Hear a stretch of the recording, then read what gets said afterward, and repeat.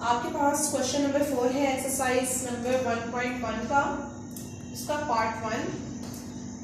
Right the following statement into the symbolic form. Symbolic कहते हैं अलामती शक्ल में इसको लिखना। आपके पास फर्स्ट स्टेटमेंट है 0 is an element of the set W। 0 is an element, is an element कहते हैं बिलोंग्स टू, और W किसे कहा जाता है होल नंबर्स को। तो आपने क्या लिख दिया 0 बिलोंग्स टू W। आपने इसको कैसे लिख दिया है सिंबॉलिक फॉर्म में। आप इसके सेकंड स्टेटमेंट पढ़े बेटा, लिखा हुआ है Lahore is a member of set P। Lahore जो है वो पंजाब का क्या है मेंबर है। तो लाहौर को आप लिखेंगे Lahore belongs to P। P means Punjab. Third statement है -1 is not an element of the set E। -1 जो है वो एलिमेंट नहीं है सेट E का। -1 नॉट बिलोंग्स टू, अब वो कह रहे हैं नॉट एन एलिमेंट, तो its mean not belongs to capital E। Fourth statement देखिए, sin does not belongs to set P। Sin does not belongs to capital B। अगर belongs to है या एलिमेंट है तो आप लिख देंगे बिलोंग्स टू। अगर वो कह देंगे कि नॉट एन एलिमेंट या फिर डज नॉट बिलोंग्स टू तो आप ये साइन लिखेंगे। क्लियर। 5 है potato is an element of set V। Potato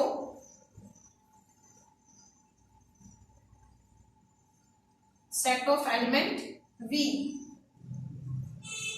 6 देखें, 0 O belongs to set A।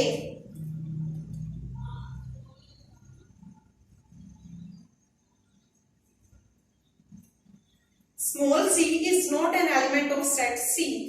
Small c is not an element of capital C। 8th वाला, mango is not the member of set F। Not member, it's mean not belongs to।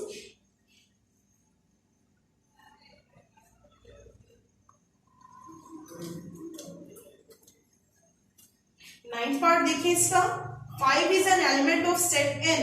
N mean natural numbers और element it's mean belongs to। 5 belongs to N।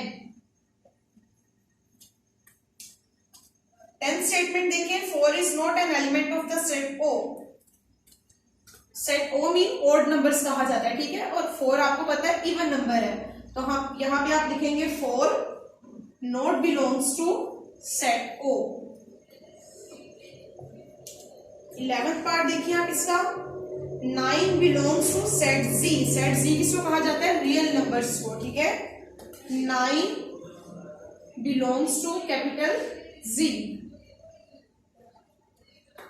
12th statement देखिए इसकी, line is not the member of the set D। line not belongs to capital D। ball does not belongs to the set G। ball जो है वो game से belong नहीं कर रही, तो आप लिखेंगे ball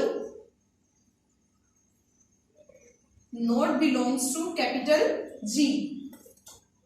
ये हमारे पास 13 पार्ट से क्वेश्चन नंबर 4 के, और मैंने आपको सबके सब सिंबॉलिक फॉर्म में लिख दी है। अगर इनके अलावा भी आपको कोई वैल्यू इस तरह से लिखी हुई आए तो आप इसको सिंपल लिख सकते हैं।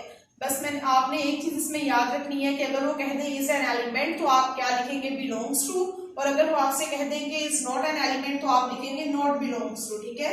और बिलोंग्स टू का मैंने आपको साइन बताया है पहले ही कि ये बिलोंग्स टू का साइन है और ये किसका साइन है नॉट बिलोंग्स टू का, ठीक है। नेक्स्ट पार्ट स्टार्ट करें।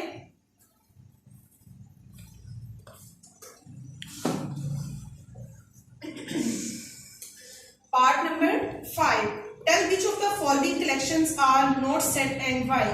आपने इनमें से पहले बताना है कि कौन कौन सी वैल्यूज सेट नहीं है। Tell which of the following collections are not set and y. सबसे पहले आप सेट की डेफिनेशन देख लें। Again a collection of are distinct object that belongs to a well defined category is called a set. वाज़िया और मुख्तलिफ अशिया के इज्तिमा को क्या कहा जाता है सेट कहा जाता है। डिस्टिंक्ट का मतलब ये होता है कि आपके पास जो ऑब्जेक्ट है वो अगर 2 बार लिखा हुआ है तो आपने सिर्फ उसको कितनी बार लिखना है, 1 बार, और ऑब्जेक्ट्स कहा जाता है चीजों को, बिलोंग्स कहते हैं ताल्लुक रखना, और well defined means a specific property, एक ऐसी प्रॉपर्टी ऑफ एन ऑब्जेक्ट, किसी भी ऑब्जेक्ट की, that enable us to know, जो हमें इस काबिल बनाती है जानने के, whether the object is an element of a set और नॉट, कि आपके पास जो ऑब्जेक्ट है क्या वो एलिमेंट है सेट का या नहीं है। अब आपने इसमें क्या बताना है, आपने बताना है कि कौन कौन सी वैल्यूज जो है वो सेट नहीं है। सबसे पहले तो आप फर्स्ट स्टेटमेंट देखें, capital A is equal to BANK, क्या लिखा हुआ है BANK बैंक। सेकेंड वैल्यू देखें, B is equal to 246A, C is equal to 012। First वाली अगर आपने स्टेटमेंट देखी BANK, अपनी बुक्स पे देखें सब बच्चे पेज नंबर 9 पे, BANK, तो ये क्या आपके पास एक सेट है, क्योंकि वाज़िह और मुख्तलिफ अशिया के इज्तिमा को क्या कहा जाता है, सेट कहा जाता है। और अगर आप इसके सेकंड क्वेश्चन देखें, B is equal to 246A, तो ये आपके पास इवन नंबर्स का क्या है, सेट है। लेकिन अगर आप इसका C वाला पार्ट देखें, C is equal to 0120, C is equal to 0120। जब मैंने आपको सेट की डेफिनेशन बताई थी, मैंने आपसे कहा था कि डिस्टिंक्ट का क्या मीन होता है कि एक ऑब्जेक्ट जो है वो दो बार नहीं है, तो इट्स मीन ये सेट आपके पास नहीं है। जो वैल्यूज मैं यहाँ पे राइट कर रही हूँ वो सेट नहीं है। वो क्यों नहीं है, उनकी रीजन में आपको बाद में साथ में लिख के दे दूंगी। आप इसका फोर्थ पार्ट देखें, D is equal to KILLER, killer, ये भी क्या है आपके पास, सेट है। E is equal to LEGAL, legal, ये भी क्या है आपके पास, LEGAL। अब देखें E वाली वैल्यू देखें बेटा आप लोग,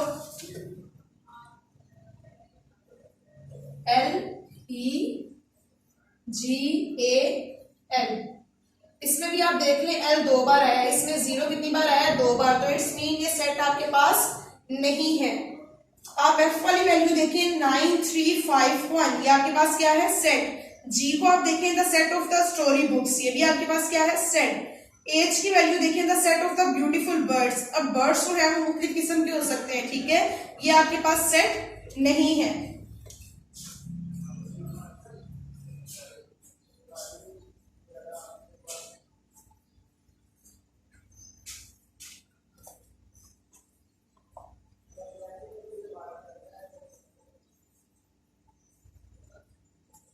set of the beautiful birds. I वाली देखिए, the set of the rich people.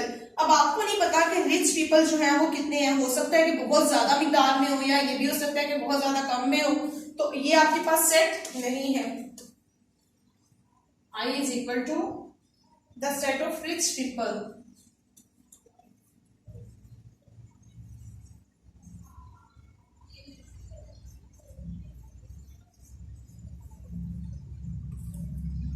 उसके बाद है J, the set of the student in 7th class. हम सबको पता है कि 7th क्लास में कितने स्टूडेंट्स हैं, मे बी के 27 हो, मे बी 28 हो, लेकिन जितने भी होंगे वो एक स्पेसिफिक होंगे और सबको पता होगा कि उनकी स्ट्रेंथ क्या है। ये आपके पास सेट है। आप K वाली वैल्यू को देखें, the set of the fish in the river Ravi, the set of fish in the river Ravi, Ravi में कितनी फिशेज जो है उनका क्या है, वो एक सेट है। नेक्स्ट आप देखें, the set of the bad student in a school, कि एक स्कूल में कितने ज्यादा जो है वो स्टूडेंट्स बुरे हैं, ये आपको नहीं पता, क्योंकि आपने पूरे स्कूल का विजिट नहीं किया होता, और हर क्लास में जो है वो कुछ बच्चे बुरे होते हैं और कुछ बच्चे अच्छे होते हैं। बुरा होने से मतलब ये नहीं कि उनका कैरेक्टर ऐसा है, बस ये है कि वो थोड़े से शरारती हैं। L, the set of bad students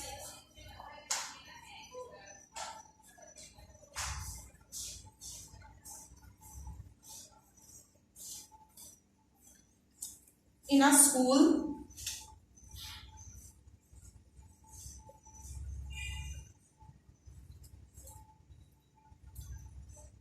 next है the set of the wooden chair, लकड़ियों के जो चेयर्स हैं उनका क्या होता है, आपके पास एक सेट होता है, तो वो क्या है आपके पास सेट।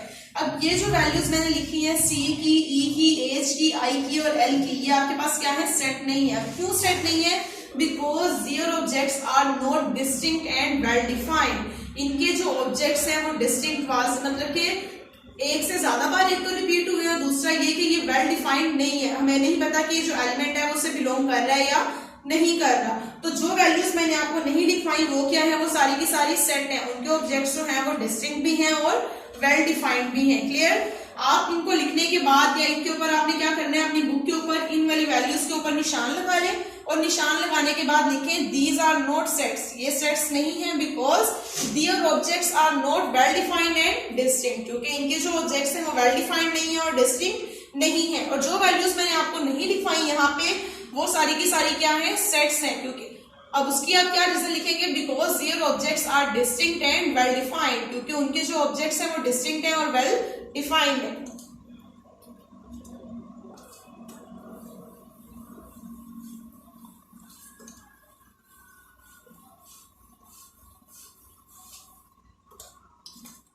लास्ट पार्ट है एक्सरसाइज 1.1 का। List the elements of the following sets, the set of the 5 countries, the set of the 5 countries, second है the set of the 3 games, third है आपके पास the set of first 10 natural numbers, fourth पे लिखा हुआ है the set of the 5-8 even numbers, 5 पे है the set of the vowels, 6 पे है the set of last 4 months और 7 पे है the set of 7 days of the week, 8 पे है the set of the colours Pakistan flag, Pakistani झंडे में कौन कौन से कलर्स होते हैं उसका सेट बताना है आपने, the set of the 5 rivers in Punjab और the set of the 3 Islamic months. Total आपके पास कितनी इसकी स्टेटमेंट्स हैं, 10 स्टेटमेंट्स हैं। मैंने पढ़ के इसलिए बताई है कि आपको क्लेरिफाई हो जाए कि आपने कैसे लिखना है इसको। फर्स्ट है आपके पास the set of the 5 countries. अब 5 कंट्रीज पाकिस्तान,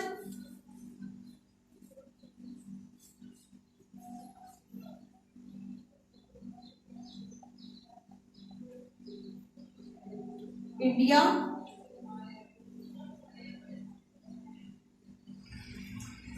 चाइना,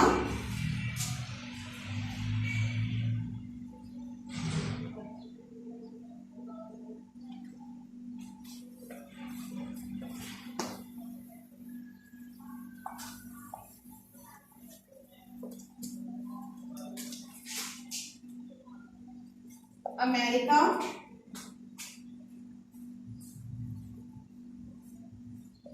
और नेक्स्ट है यहाँ पे जापान। लाजमी नहीं है कि आप यही वाली कंट्रीज के नाम लिखें, आप कोई भी नाम जो है वो लिख सकते हैं। सेकंड था आपके पास आपने 3 गेम्स के नाम बताने हैं। मैं यहाँ पे लिख रही हूँ क्रिकेट,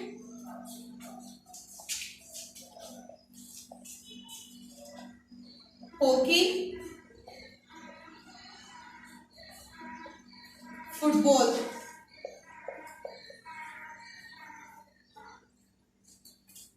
थर्ड है बेटा आपके पास यहाँ पे आपने नेचुरल नंबर्स बताने हैं 10 तक। आप सबको पता है नेचुरल नंबर्स कहां से स्टार्ट होते हैं, 1 से।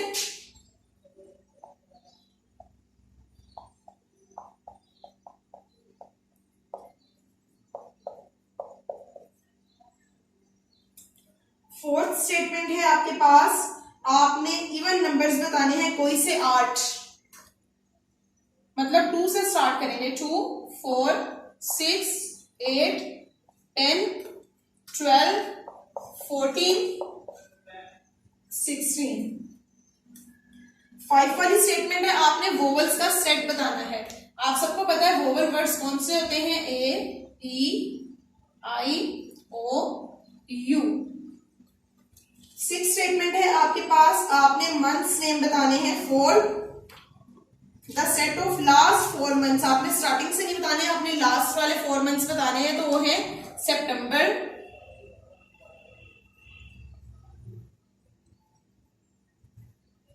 अक्टूबर,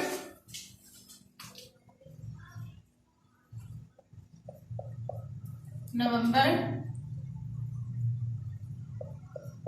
दिसंबर।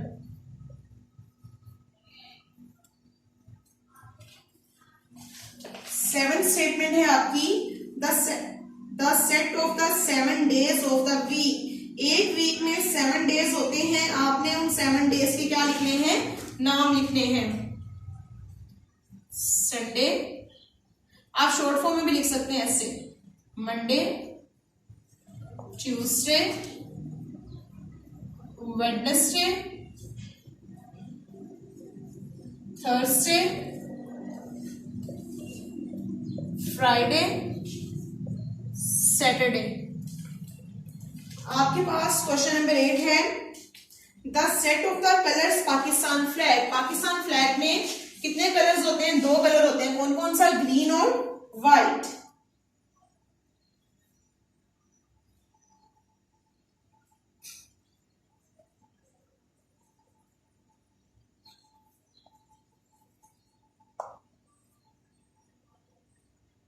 नेक्स्ट है, आपने पंजाब के जो हैं 5 दरियाओं के नाम लिखने हैं, रावी, चनाब,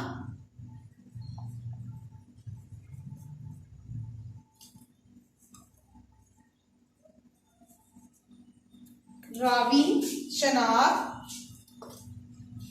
सतलज,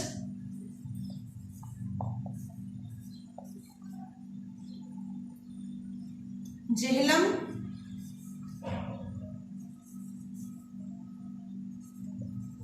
सिंध,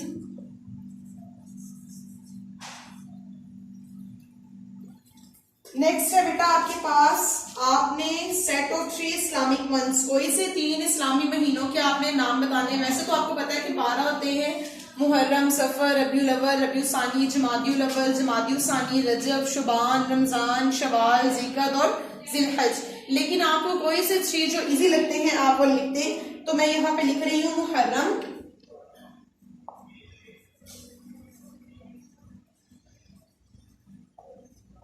रमजान और लास्ट पे लिख देती हूँ शवाल।